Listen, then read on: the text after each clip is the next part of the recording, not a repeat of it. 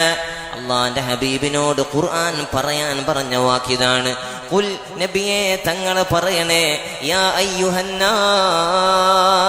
ഓ ജനങ്ങളെ, എല്ലാവരെയാണ് വിളിക്കുന്നത്. അയ്യുഹന്നാസ്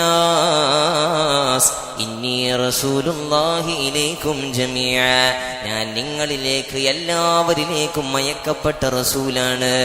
മൂസാ നബി അലൈഹി സ്വലാത്തു വസ്സലാം ഇങ്ങനെ പറഞ്ഞിട്ടില്ല. ഈസാ നബി അലൈഹി സ്വലാത്തു വസ്സലാം ഇങ്ങനെ പറഞ്ഞിട്ടില്ല. ഒരു നബിയും ഇങ്ങനെ പറയാൻ അല്ലാഹ് അനുമതി കൊടുത്തിട്ടില്ല. ഇന്നി വറസൂലൻ ഇലാ ബനി ഇസ്രായീൽ വറസൂലൻ ഇലാ ബനി ഇസ്രായീൽ, ബനു ഇസ്രായേലിലേക്കുള്ള റസൂലായിട്ടാണ് ഞാൻ വന്നത് എന്നാണ് ഈസാ നബി അലൈഹി സ്വലാത്തു വസ്സലാമിന്റെ വാക്ക്.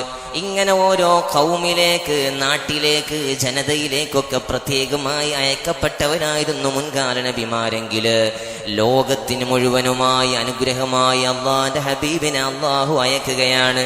അതാണ് സമ്പൂർണരായി അയക്കപ്പെട്ടവരാണ് എന്ന് പറയാൻ കാരണം.